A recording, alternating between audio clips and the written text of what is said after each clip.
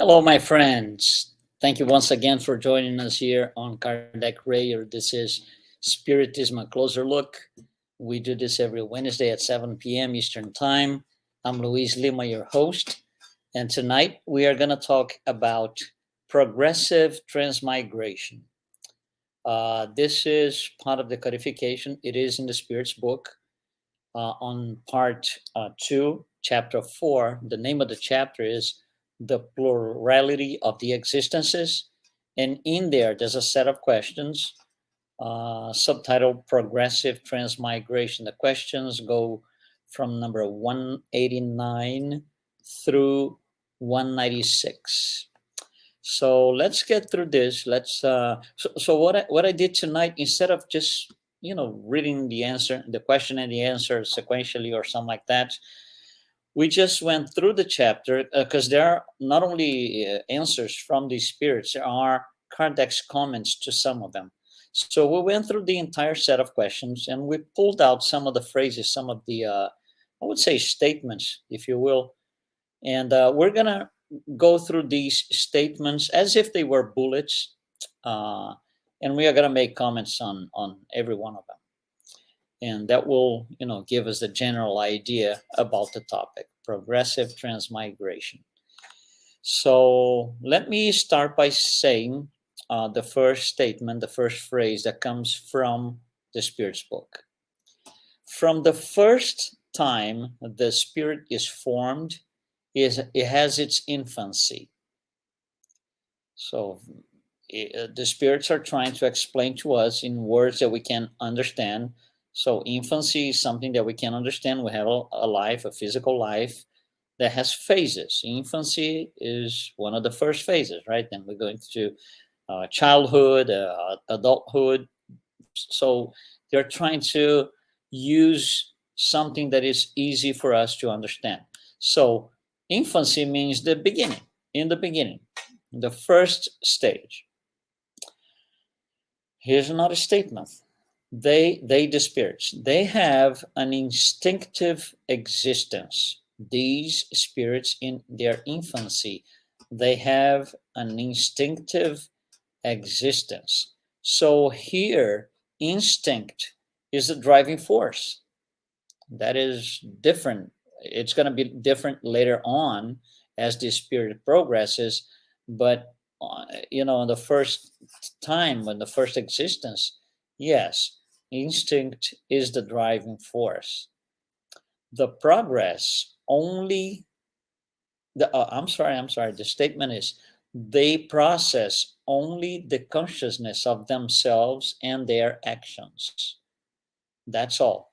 So the level of intelligence, the level of even morality is very low because they are in their infancy. Like one day we were there too, you and I, and all of us.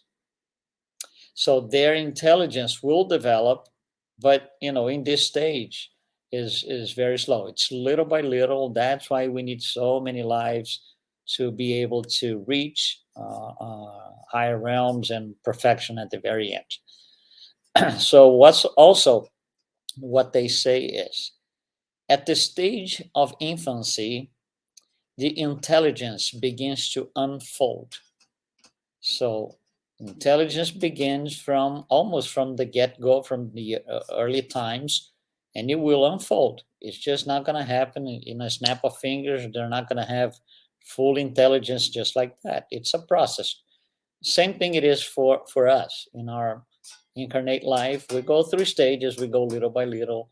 We can't graduate from university on the second day of our lives. It doesn't make any sense. It's a whole long process. Here's another statement. The souls of our primitives, okay, those in the past, the souls of our primitives had a relative infancy since they were already developed souls endowed with passions. So those spirits, those souls, they had passions already. And then Allan Kardec is going to actually question this. He's going to say, oh, you're telling me they have passions. So passions indicate some form of development Is that correct? Allan Kardec asking. The spirits will say, yeah, that is correct. Passions indicate some sort of development. However, it's not perfection. It's still in the early stages. There is some development there, and the passions, testify exactly for that, but not perfection. They're far away from it.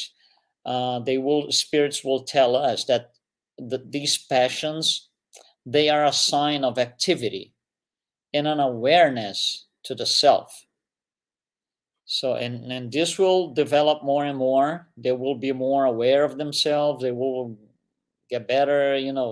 It's a long thing, but the existence of passions, it's an awareness to the self that it will be used by that spirit in its own favor. Here's another one. In the very young soul, intelligence and life exist only in a seed-like state, because it's the very beginning. It's not flourished yet. It has to go through an entire process of lifetimes, reincarnations, if you will. And in these stages, a very young soul, it is in a seed-like state. So there's a lot in ahead of them. There's a lot to be done ahead of them. Here's another statement. A spirit will pass from an embryonic state to childhood to adulthood. Again, the spirits are trying to use words and symbols that we understand. So they used infancy first.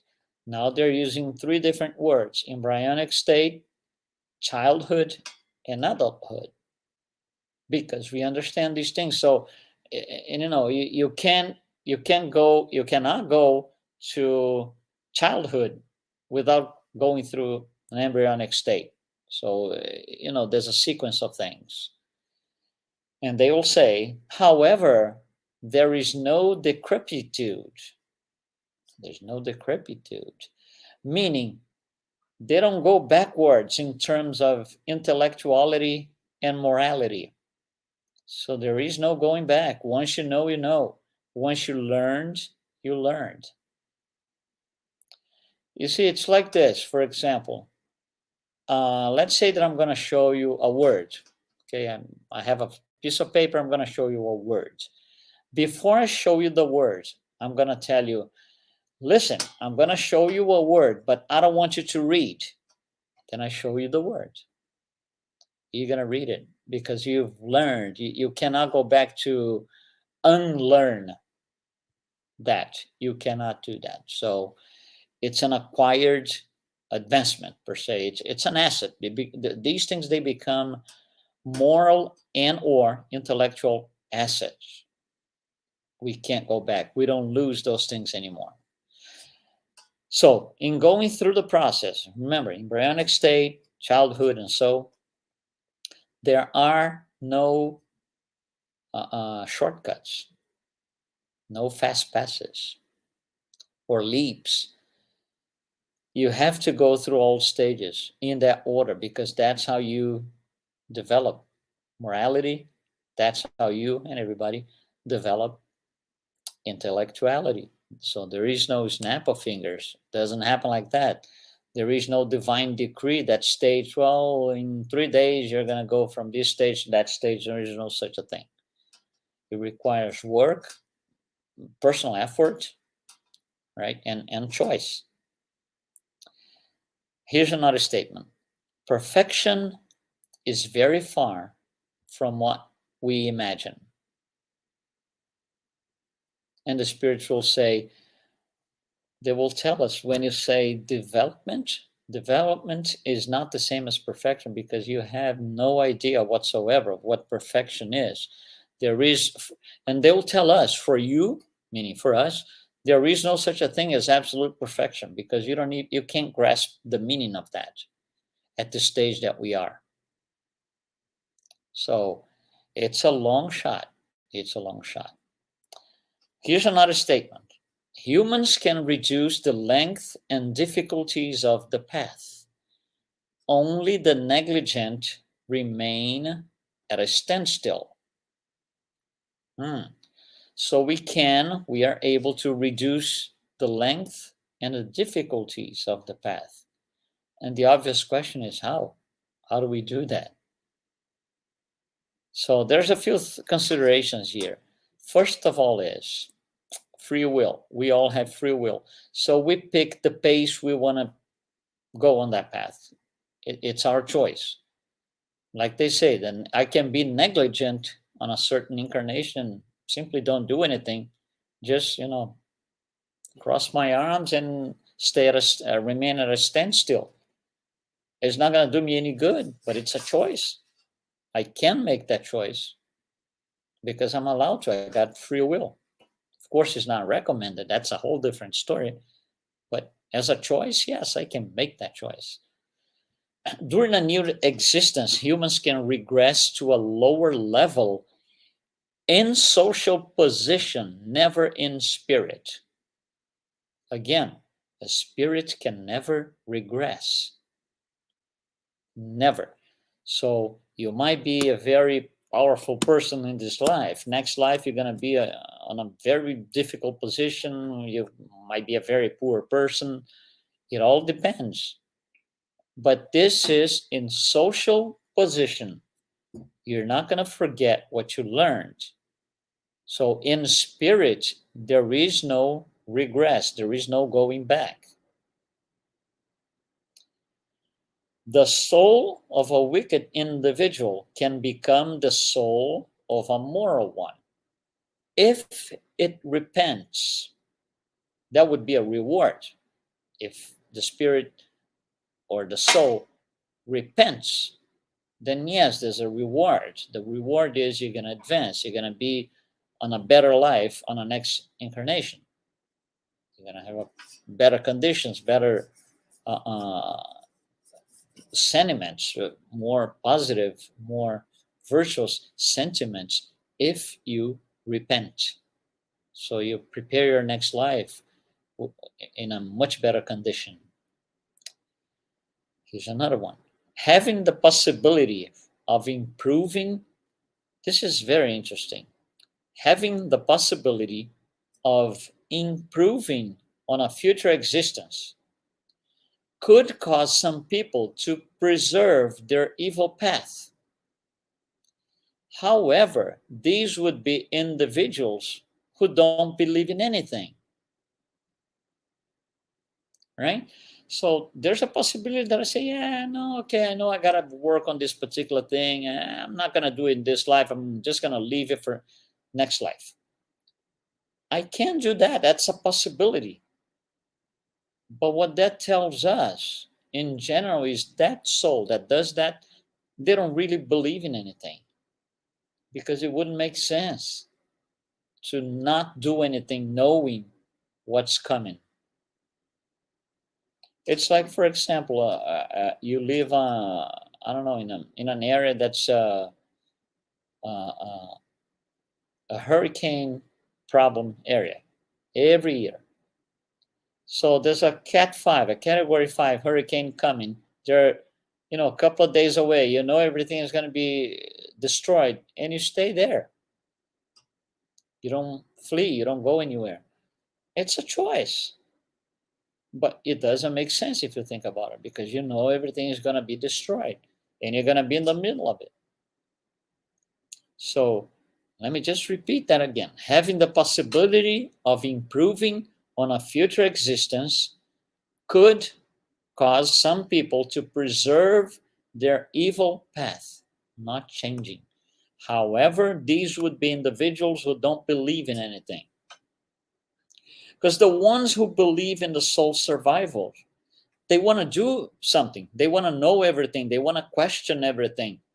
They want to know as much as they can now, because, improvement will matter. So they want to improve fast. How do we improve fast? I want to know everything, knowledge. I want to question everything. Give me all the explanation as much as you can. You know, they would do this. Those who don't believe in anything will just stand still. The perception of a spirit after death is not the same as when it is incarnate. Well, we've spoken here in the program several times about it. So after you die, right, you have a different perception on life, different view on life. In the book Heaven and Hell by Allan Kardec, one of the 5 books in the Spiritist codification, that gets shown, in a very interesting way. The book is divided in 2 parts. The first part will talk about Spiritist teachings in general, and the second part, Allan Kardec publishes the transcripts of mediumistic meetings that he was part of, and they were interviewing spirits that were, some were good spirits that came back to tell us a few things. Some were repent spirits, some were assassins, some were suicide spirits, all types of spirits.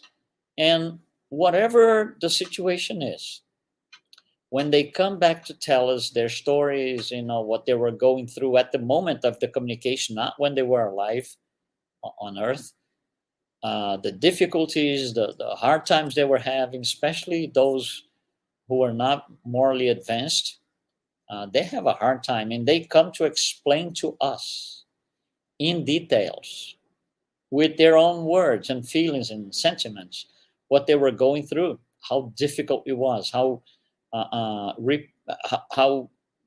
different they saw life when they were alive, and how they came to make so many mistakes, which is now easy to see, but they've made the mistakes. They're going to have to work on them. They'll have the chance. That's what reincarnation is for. But it's a very interesting book and has a lot of these interviews with spirits. So that makes this statement very clear. It sustains this statement. The perfection of a spirit after death is not the same as when it is incarnate. Here's another statement. So these spirits have the opportunity to carry a different sentiment when planning for the next life. You see, they will have the opportunity to do that, because if they died and they come into these mediumistic meetings to explain how they are feeling and what their situation is, they are being given the opportunity to do better for next life, to carry sentiments. They are not the same evil sentiments they had on the previous life, the life that just ended. They will have to carry different sentiments if they want to do better. And that's how progress occurs for the soul. That is how progress occurs for the soul. From that analysis, from that perspective. And it's not the same for everyone. Every soul is different. Every soul has its own personal, per se, history, their private history. They will advance at their own pace. Again, everyone has free will. They will choose their own pace. They might discarnate. They might be in a very difficult situation. They understand their situation, and they still say, yeah, I'm not going to do much better next life. It is an option. They have that option. Free will is for everyone. So it's a matter of knowledge, knowing more to make better choices. The choices that especially those discarnate spirits, the choices that were made in the past took them to the places they are now. Some are suffering, some are in good places, regardless where they are in terms of, better or worse. Regardless, it is all because of their choices. So one of the statements is, it is faster to get through when the spirits understand the dreadful situations and tribulations of this life they find themselves in is a consequence of their own imperfections.